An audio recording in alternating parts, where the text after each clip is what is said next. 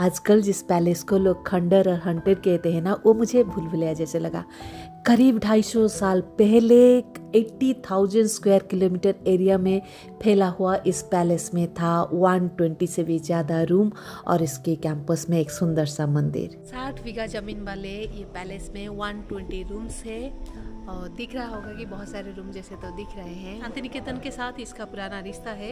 यहाँ के जमींदार से रविन्द्रनाथ टैगोर ने 1 रुपए में 20 एकड़ जमीन खरीदा था। मैं जब पहुंची तब सूरज ढल रहा था। उसकी किरण सारे खिड़की दीवारों में रिफ्लेक्ट करके कुछ मिस्टीरियस फील दे रहे थे हमें। वहाँ पर जाकर पहुंची इस बिल्डिंग के साथ, इस फैमिली के साथ हमारे इतिहास की बहुत सारे घटनाएं जुड़े हुए हैं जो एक के बाद हम जानेंगे। जैसे कि पेरिस की पीस कॉन्फ्रेंस की बात हो, इंडिया को पहली बार लंदन में रिप्रेजेंट करना हो एज ए जनरल, और या फिर खंडर मूवी हो, या फिर शांति निकेतन की जगह हो, बहुत सारे घटनाएं हैं। तो चलिए इस पैलेस को देखते देखते ना हमारे इतिहास का एक हिस्सा बनते हैं।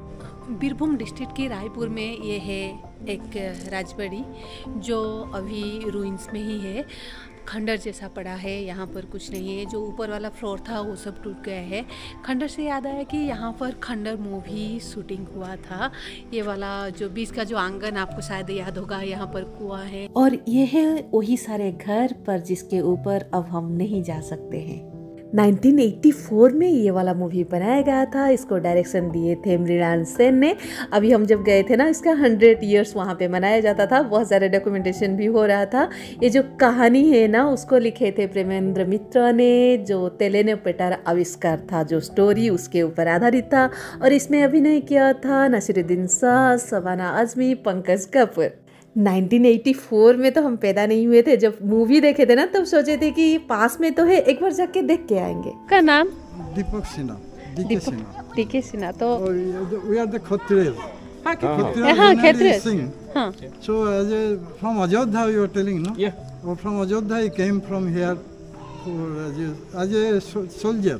बहुत बार ना ऐसे अनएक्सपेक्टेड घटनाएं मेरे साथ होता है। जैसे कि हम वापस ही आ रहे थे, पूरा अंधेरा हो रहा था, मंदिर होके एंड में निकल ही रहे थे, तो जो हमें ये मिल गए और हमें पता चला कि ये उन्हीं फैमिली से ही बिलोंग करते हैं। डायरेक्ट नहीं है रिलेटिव, पर उन्हीं फैमिली से बिलोंग करते हैं।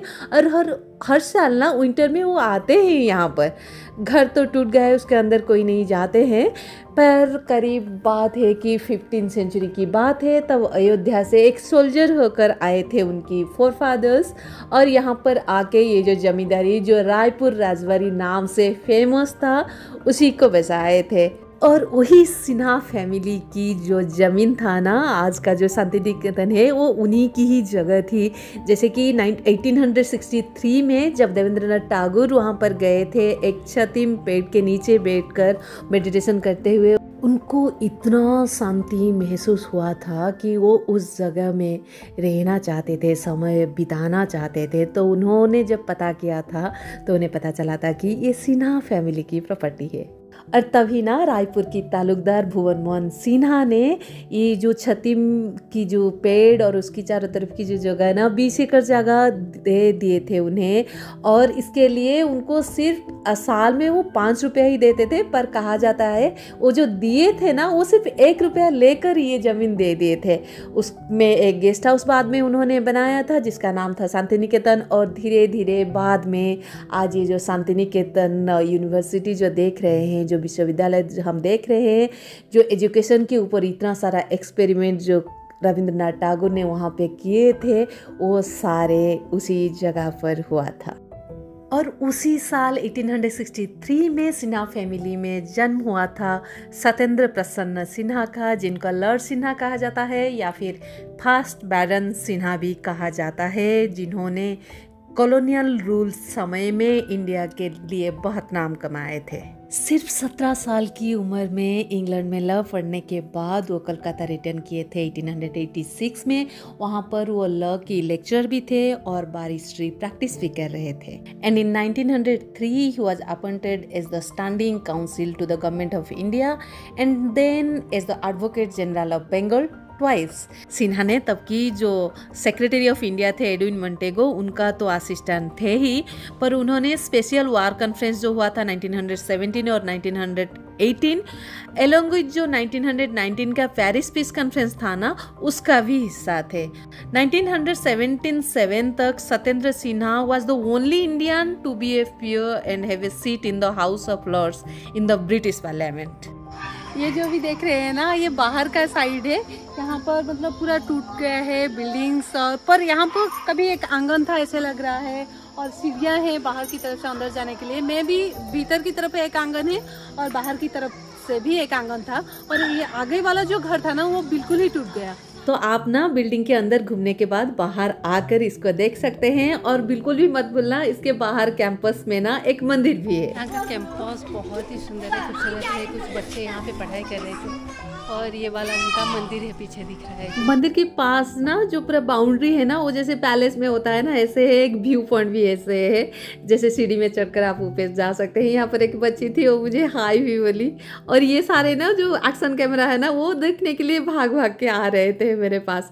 मैं जब ऊपर चढ़ने के बाद यहाँ पे गई तो अच्छा सा मतलब फ़ोटो यहाँ से ना बहुत ही अच्छा आता है। मैंने तो पूरा पोज लेकर एक दो फोटो भी लिया।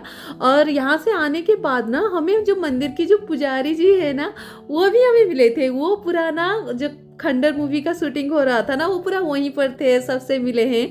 वो कई साल से ये मंदिर भी ना, अभी तो रिनोवेशन 2022 में हुआ है, पर मंदिर जो है ना वो बनाया गया था जब पैलेस बना था ना, तभी ये वाला मंदिर भी तभी बना था। नारायण जी और नारायण की पूजा होता है।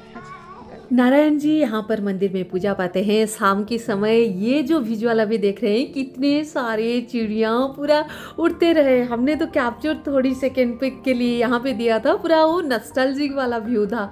शाम हो रहा है, वो चिड़िया उसी के ऊपर ही चक्कर काट रहे थे। वो व्यू अभी तक मेरे दिल में है और हमेशा रहेगा। और वहाँ से निकलने के बाद एक जो पोस्ट ऑफिस है और एक बिल्डिंग भी है यहाँ पे, वहाँ पर ना जो खंडर मूवी का जो मृणाल सेन का 100 ईयर्स जो हो रहा है ना, उसके लिए यहाँ पर पूरा डिस्प्ले हुआ था सारे चीज़। मतलब पूरा सब कुछ मिलके ना कुछ अलग सा एक्सपीरियंस है। हर जगह में ऐसे ही बात होती है, मतलब एक ही जगह होता है, कुछ एक ही बात आप सुन के जाते हैं और आपको वहाँ पर पहुँचने के बाद ना बहुत कुछ मिलता है। कभी खुशी तो कभी सुकून मिलता है, कभी एक्साइटमेंट, कभी कुछ शांत का एहसास।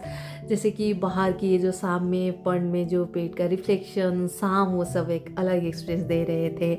आपको वीडियो कैसा लगा है मुझे कमेंट में लिख के ज़रूर बताना, और लाइक करना, बहुत सारा शेयर भी करना। मेरे चैनल को अभी तक सब्सक्राइब नहीं किया है तो प्लीज़ सब्सक्राइब कर लेना। मैंने कुछ इन्फॉर्मेशन देने की कोशिश किया है इस वीडियो में, आगे की वीडियो में भी ऐसा ही कोशिश करती रहूँगी।